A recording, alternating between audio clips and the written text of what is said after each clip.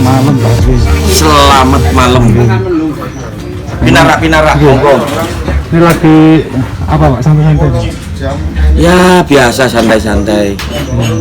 Ngobrol-ngobrol, ngopi bersama warga. Karena memang pelayanan RW 7 Kupang Gunung Jaya, Kelurahan Putrajaya ini memang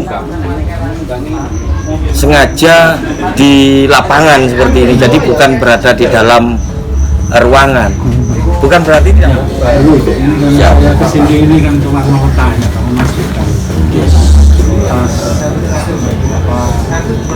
isi yang di sekitar sini sekarang kan ditutup pasca penutupan kan teman-teman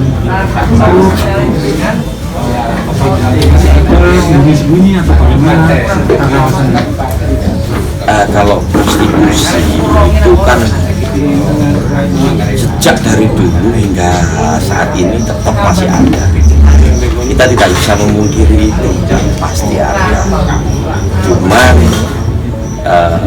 sudah tidak seperti yang lalu. Kalau yang lalu itu di lingkungan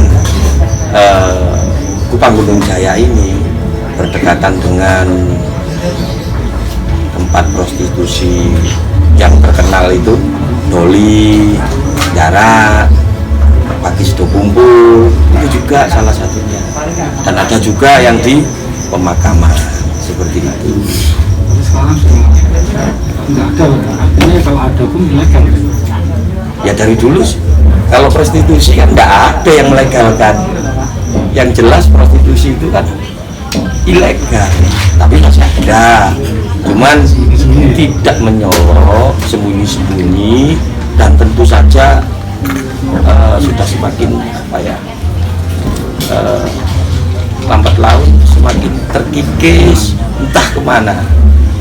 Ya kalau yang sudah terbiasa ke sana meskipun disembunyikan dimanapun tahu, tetapi khususnya untuk warga di sini, warga yang berdampingan dengan bekas lokalisasi itu kebanyakan ya sudah tidak ada.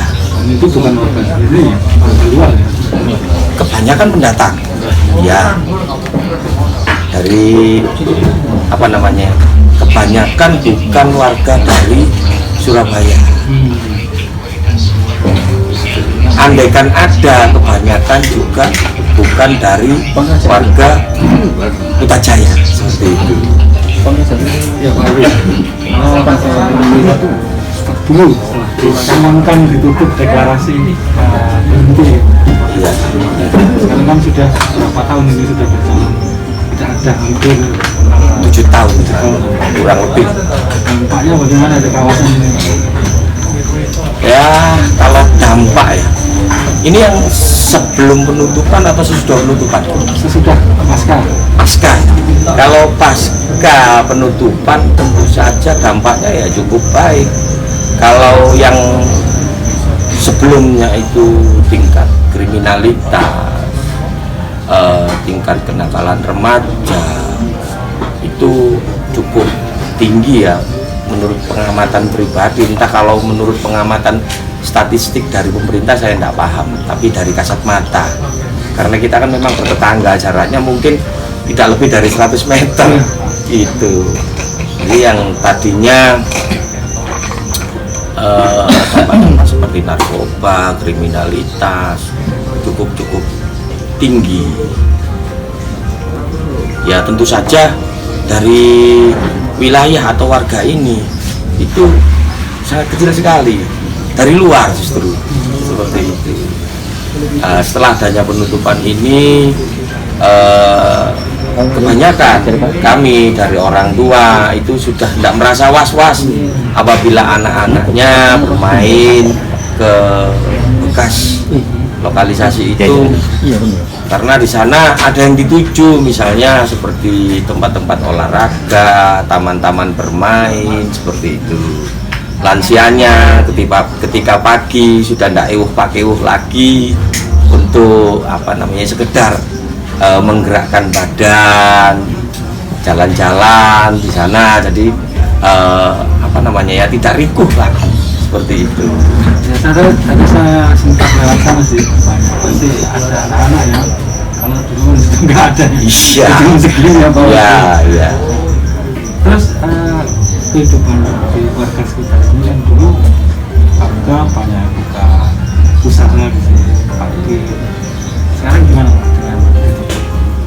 Kalau seperti buka usaha, parkir, pedagang, yang kalau di sini parkir saya rasa tidak seberapa ya, dibandingkan dengan yang berada di sekitar lokalisasi langsung. Kalau kita ini mungkin bisa mengambil hikmah dari adanya itu. Ya, saya katakan pada waktu itu hikmah bagi warga ya, bisa jualan di sekitarnya, bisa mengambil apa itu namanya cucian dan sebagainya. Lain dengan hikmah sekarang yang didapatkan setelah penutupan. Kalau waktu itu hikmah karena ya gencar-gencarnya laris, tapi banyak yang mengatakan yo enak saiki. Enaknya di mana Pak? Mungkin bisa jawab. Seperti ini. Kalau yang lalu itu memang sempat ada pertentangan, wah aku lah kasih dodol di Nangkono kalau ini ditutup. Tapi dengan adanya penutupan itu, akhirnya kreativitas dari warga yang namanya kepingin hidup apa namanya lebih lama, otomatis kan terbuka, pikiran itu terbuka dengan apa namanya ya, membuka usaha kecil-kecilan, dan bisa disaksikan mungkin ada toko-toko yang tadinya tidak ada, yang dulunya mantan pembantu yang mengambil cucian dan sebagainya itu beralih profesi, dan kebanyakan sekarang ini karena apa ini namanya ya, dunia apa namanya kalau ya dunia online sudah merambah, bahkan membuat atau membeli atau dengan kreativitasnya dia bisa melempar kembali dengan jalan dunia online itu tadi seperti itu. Iya, meskipun kecil-kecilan akhirnya wawasan mereka bertambah. Tentu saja itu atas apa namanya ya, atas pengalaman yang sebelumnya, dan didukung anak-anak sekarang yang lebih dekat dengan media online, sehingga mau tidak mau di lingkungan keluarga itu belajar memahami seperti itu. Bahkan dengan adanya penutupan itu, untuk survive ini ada yang beternak, ada yang dengan hobinya itu yang tadinya cuma dipelihara, sekarang bisa menambah sisi lain dari ekonominya seperti itu. Jadi apapun yang dilakukan sekarang ini bisa menjadi tambahan ekonomis untuk keluarga. Dunia olahraga aja ini bisa jadi tambahan untuk ekonomi keluarga seperti itu. Fasilitasi dari pemerintah. Fasilitas dari pemerintah maupun dari hasil kalau saya bilang hasil dari pecahnya sebuah pemikiran. Kalau yang lalu ini kan selalu menggantungkan ke sana. Nah, dengan di sana ditutup, otomatis ya kreativitasnya muncul. Saya harus berbuat apa, mendapatkan apa yang tidak bertentangan dengan pemerintah yang selalu patuh pada aturan. Kalau memang